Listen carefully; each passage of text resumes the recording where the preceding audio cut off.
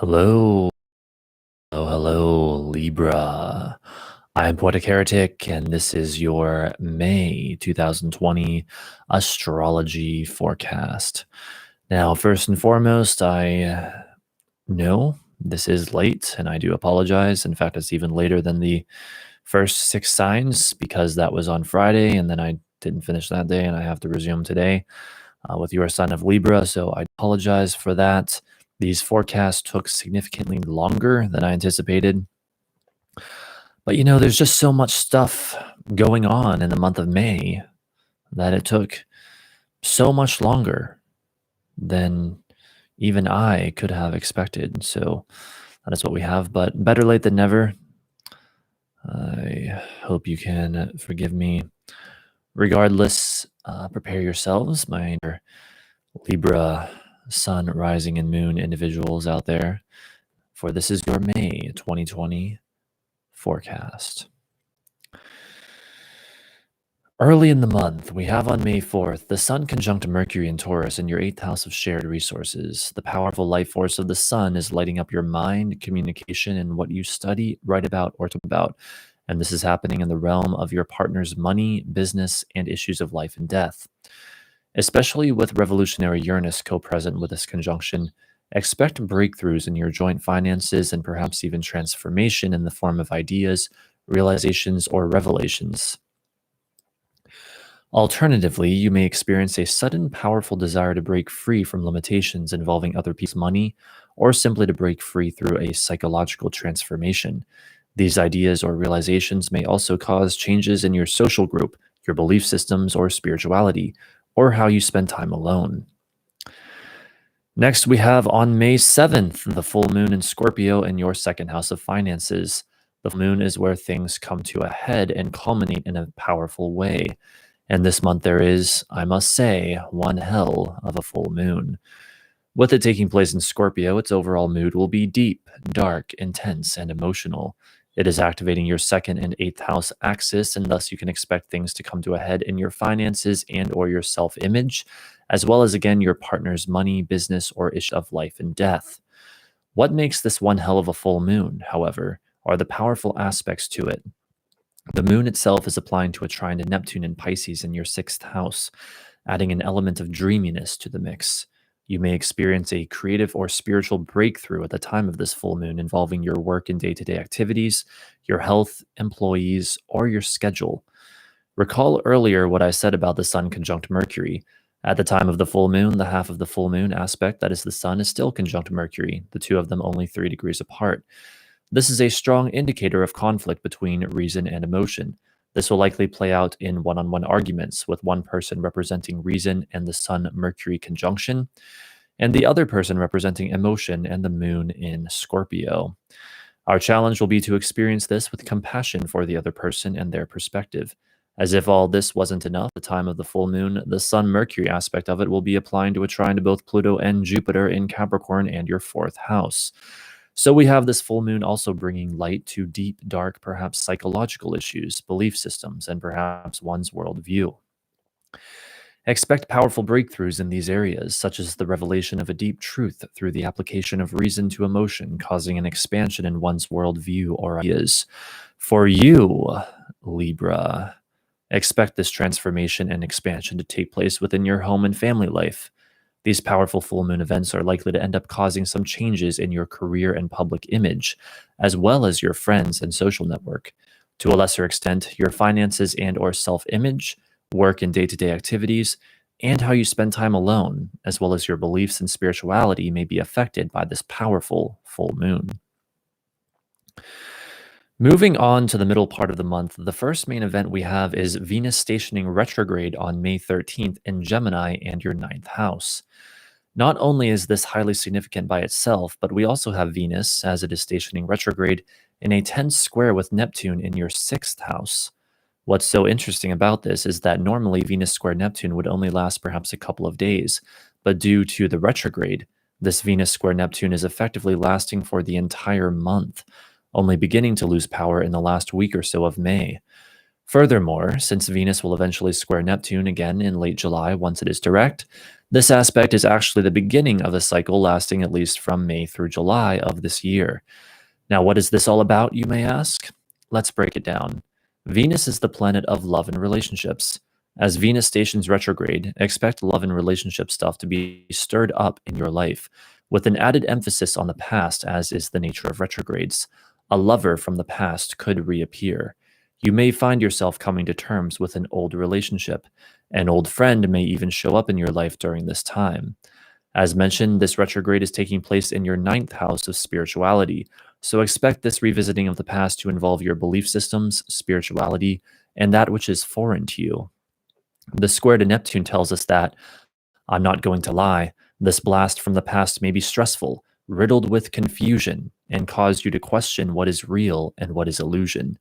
It may involve your work and day to day activities. An event may occur involving this situation that forces you to take a new and uncomfortable action, but that nevertheless results in activity in new areas. These new areas, as well as areas likely to be affected by this transit, are your partner's money, business, and issues of life and death, you personally, and your health and schedule.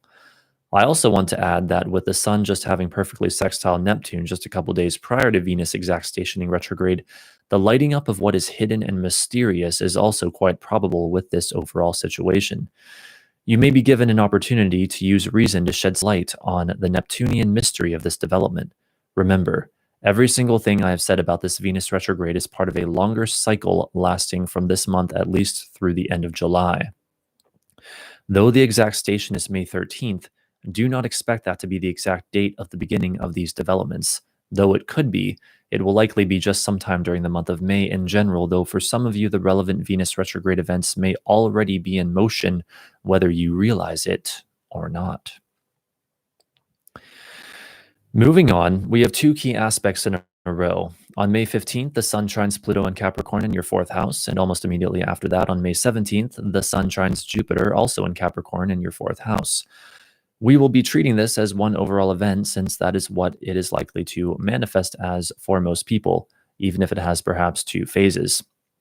Also, hello there, Ryan, fellow Libra rising. Welcome to the stream. The Sun trine Pluto is, as alluded to earlier in the full moon delineation, a breakthrough that brings the light of awareness to that which is deep, dark, and powerful. In fact, the events of the full moon this month may be connected for many people to this breakthrough in the middle of the month, since this aspect was already forming at the time of the full moon and very much a part of it. For phase 2 of this event, the Sun trine Jupiter, the life force powerfully energizes an expansion of one's worldview, growth, and or belief systems. Reason harmonizes with belief. For you, Libra, this will likely play out in your home and family life, though it may also have to do with, yet again, your partner's money, business, or issues of life and death, a transformation that leads to an expansion of your ideas or beliefs, resulting in changes to your friends and social network. Looking now more towards the end of the month, indeed the main event is the new moon in Gemini on May 22nd, occurring on the same day as the Mercury-Venus conjunction co-present with it in Gemini. This new moon, similar to the full moon earlier in the month, is powerfully aspected, and there is quite a bit about it to unpack. First of all, both it and the Mercury-Venus conjunction are taking place in your ninth house of spirituality, so expect new beginnings involving your beliefs, spirituality, and the unfamiliar. With the Mercury-Venus conjunction also perfecting the same day, it may be on or around this day for many of us that we see a significant event involving the Venus retrograde stuff happen. For as Mercury conjuncts Venus, it stirs up all that retrograde Venus square Neptune stuff. The new moon is in a powerful trine with Saturn in Aquarius in your fifth house. This adds an element of stability and structure to the new moon. There may be breakthroughs involving your commitments, responsibilities, and or things you've been trying to manifest, especially when it comes to your creative self-expression. Furthermore, this new moon is in an applying square to Mars and Pisces in your sixth house. So despite the stability offered to this new moon by Saturn, it will still be stressful for many on some level, particularly due to anger, either in yourself or others, aggression, or the need to take focused action, possibly resulting from an event that pushes you into new areas of activity. This stress, anger, and any event associated with them will likely involve your belief systems and spirituality and or your work, health, and day-to-day activities. Fortunately, both the new moon itself and stabilizing Saturn are in air signs, which should make it easier for us to maintain a level of intellectual detachment. Any explosive emotions are easier to process. And as if all that wasn't enough, matters are complicated still further when we observe that Mars being squared by the new moon is itself in an applying sextile to Uranus and Taurus in your eighth house at the time of the new moon. This could manifest as an opportunity you can create involving your motivation, drive, and focused action, as well as awakening, freedom, and breakthrough. But you must understand, Mars connecting with Uranus is highly explosive energy. If you do not create or take the opportunity this offers, a rather dramatic event may occur around the time of the new moon to make possible for you the option to make the necessary changes. Uranus wants to break free at all costs. Mars is angry and always ready for war.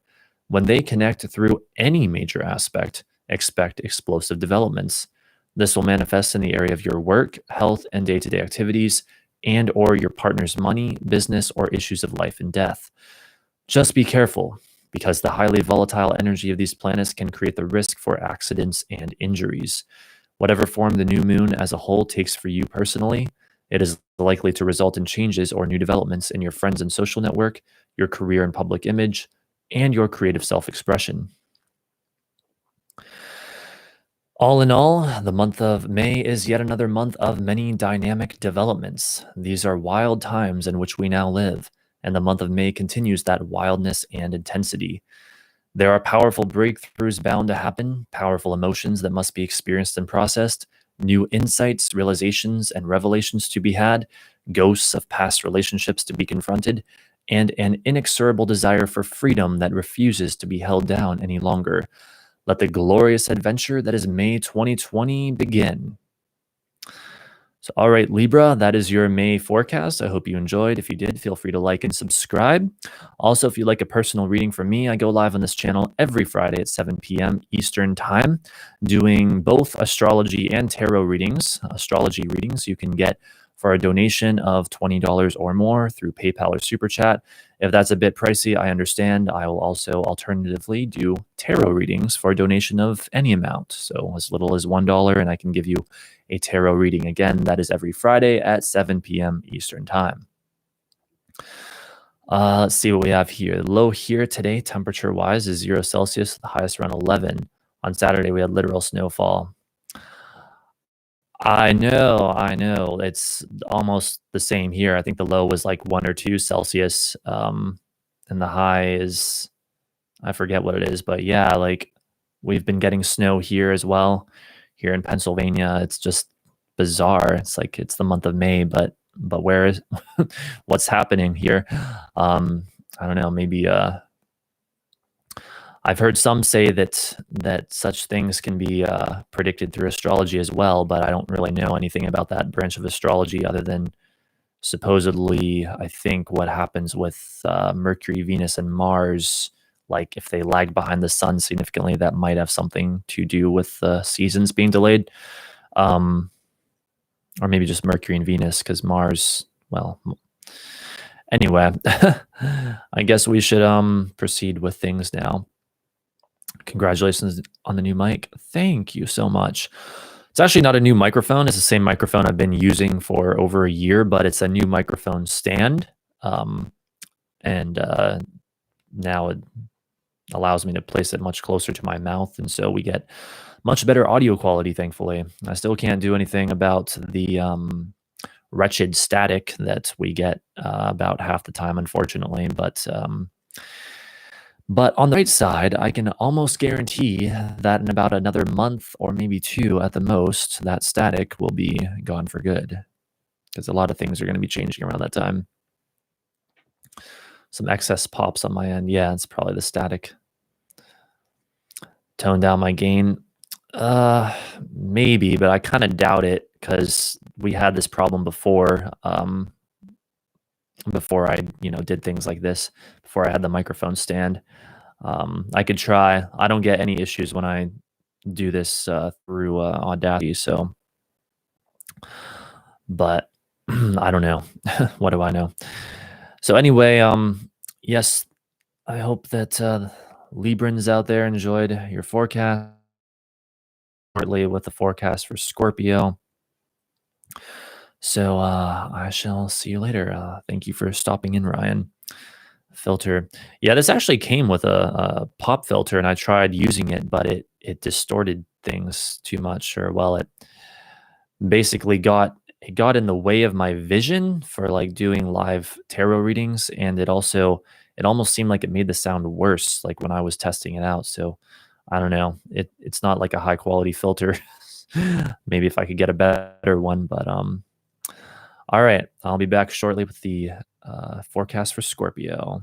Bye for now.